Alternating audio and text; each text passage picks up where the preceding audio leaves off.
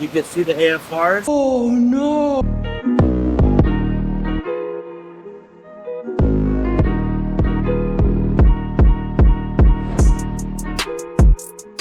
Who have we got over here? What are you guys doing here?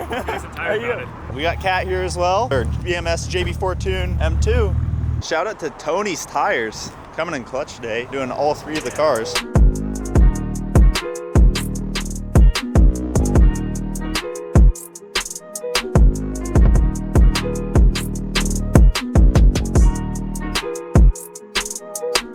These are BMS wheel sockets, protector. They save your wheels so you don't scratch them. Needs to squat. While Payam was just getting these wheels on, Chris from CM Builds and I were working on fixing a little bit of an issue on Jacob's car. Payam, you go over what exactly we did? Payam had to take over. You guys saw in the earlier episode on my car where we did the AN fittings for the wastegate lines. We did the same for Jacob because he did have a real life issue, line melting, and he had a heat sleeve over his silicone line. So luckily this was the line that goes on the top of the wastegate, so he wasn't able to make that much boost, and it was just wastegate boost. If it was vice versa, all the boost, motor go bye-bye, and nobody has fun like that. Check it out. We'll have it for the 3-port. See, this car is a 3-port, mine is a 4-port. Pick which one you want, depending on your tuner. Set and forget.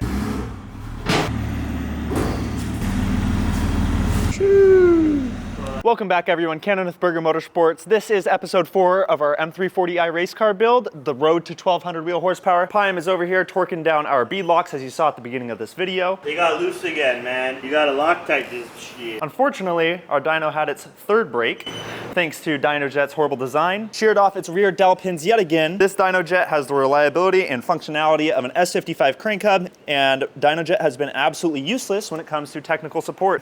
Okay, so we were just talking about this. I thought it was DWNA. The new platform is not the Daza, it's the DNWA. You guys are gonna see a ton of content on it. I already did record a ton of content on it, so stay tuned for the posts and upcoming videos. A little bit of the DNWA versus B58 action. Drop a comment down below on which you think is the better car, B58 or the DNWA 5-cylinder turbo. 58! Doesn't sound as good though. My car sounds pretty good. Doesn't sound as good though. My car sounds good. Oh my God! This is gonna sound way better soon. Now that Payam's got the beadlocks tightened down, go ahead and throw our M340i on the dyno now. We're actually gonna leave the stock pump on right now as the Fuel It Can Flex module has an integrated low pressure fuel sensor to monitor any sorts of drops in fuel pressure while we're on the dyno pushing high horsepower. Once we find the limitations of the stock fuel pump, we'll go ahead and throw in our Fuel It Stage 3 secondary prototype, which we'll be releasing at the end of this month. Once that fuel pump's on, we'll probably take the car up to what we think is the safe maximum for the current motor until we do go built motor and built trans. Payam, if we do start to see some maximum numbers today, what would you say is a safe spot to stop at? I don't know, 36 PSI. Hopefully we'll hit around 800 with that. All right. I've been playing around with the RS3 quite a bit. It's pretty fast now. It's on JB4 Map 5. Dyno results coming soon on it. I do plan to make a segment with the RS3 on what it can actually 0 to 60, not with a 1-foot rollout. So we're gonna see what it does from a dead stop.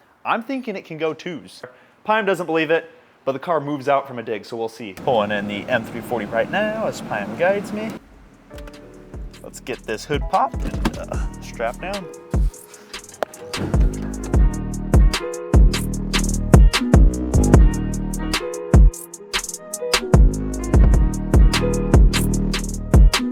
We've got Chris from CM Builds coming to help us today with the dyno and fuel pump install. Yeah, he comes bringing gifts. What do we got here, Chris? We got some pizza. Oh my gosh.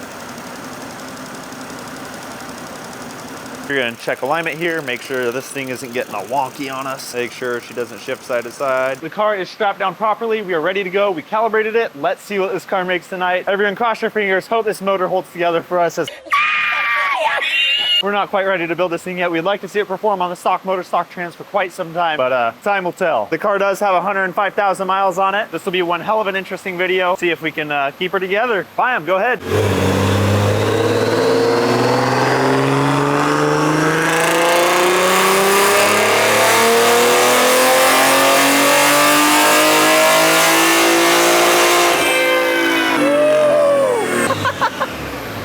First run.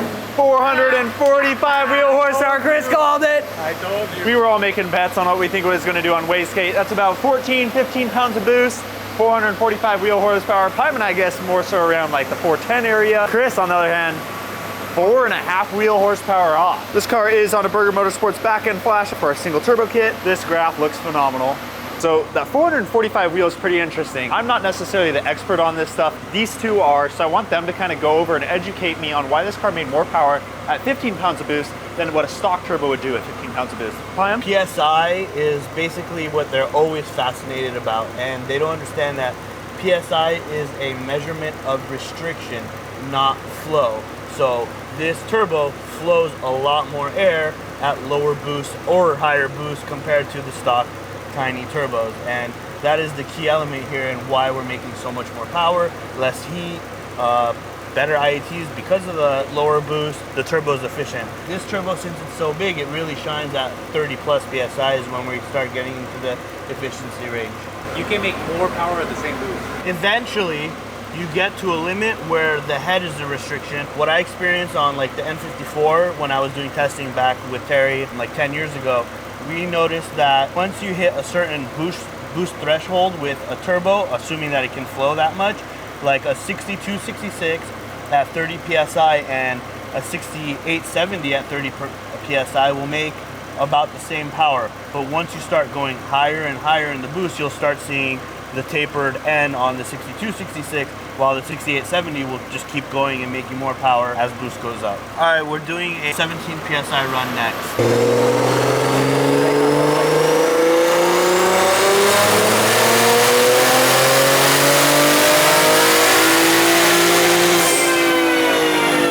Look at the sky tonight. Super pretty here at BMS. Payam's got the car switched over to map 3 now. Let's see what she does. Let's do it. Let's do it. 24 pounds.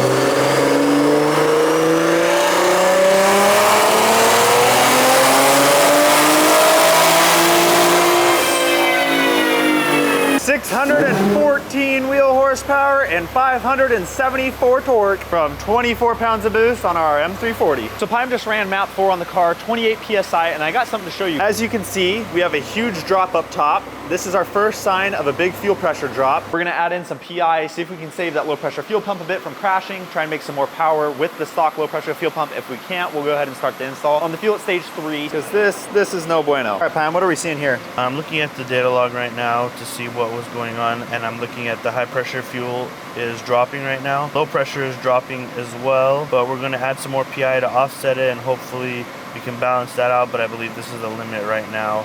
The fuel pump. Still map 4. Let's see if the low pressure is still hanging on map 4.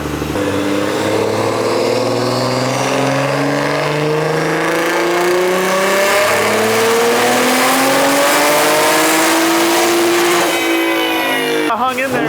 685 wheel horsepower and 636 wheel torque, making some jam on 27 pounds of boost. It looks good. I'm working with Terry remotely, and we're updating the JB4 firmware and making little changes, and we'll do another run once it's done. You guys want more exhaust or intake? We haven't gone intake yet.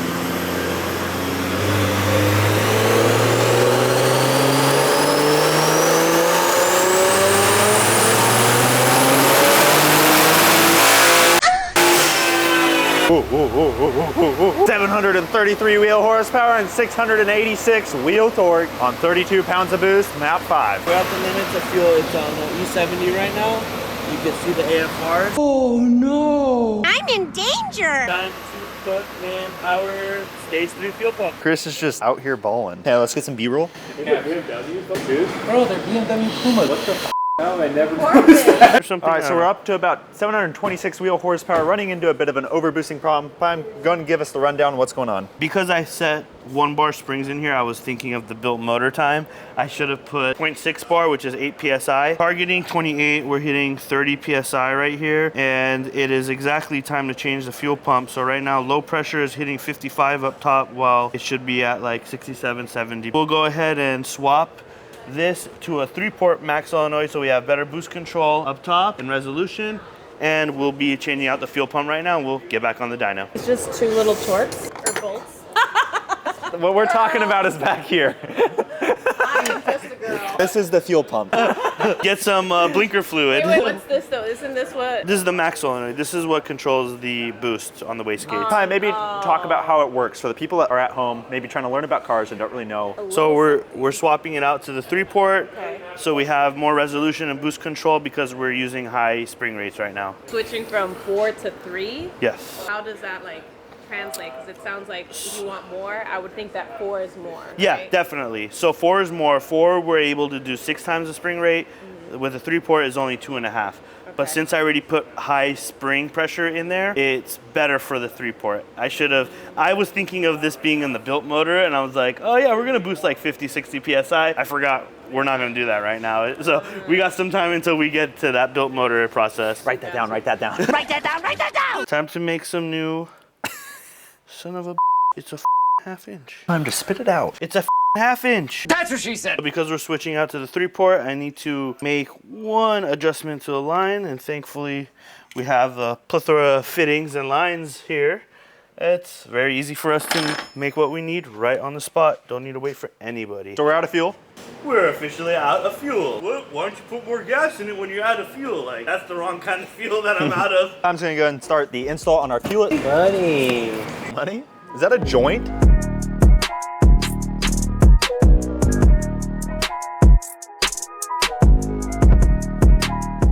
Fuel pump is in. Run map 1 right now and just make sure everything's performing right.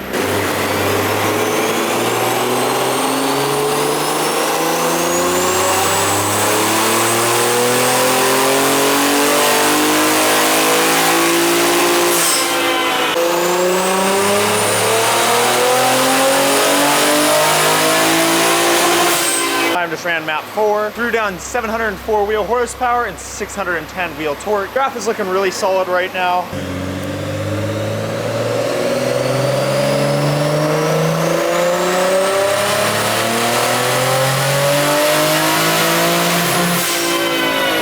$721 wheel horsepower and 625 wheel torque.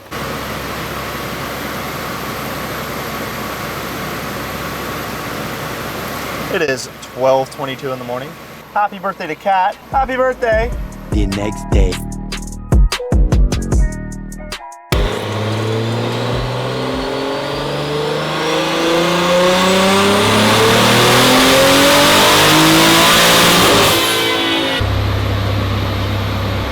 I'm at 826. Holy sh**.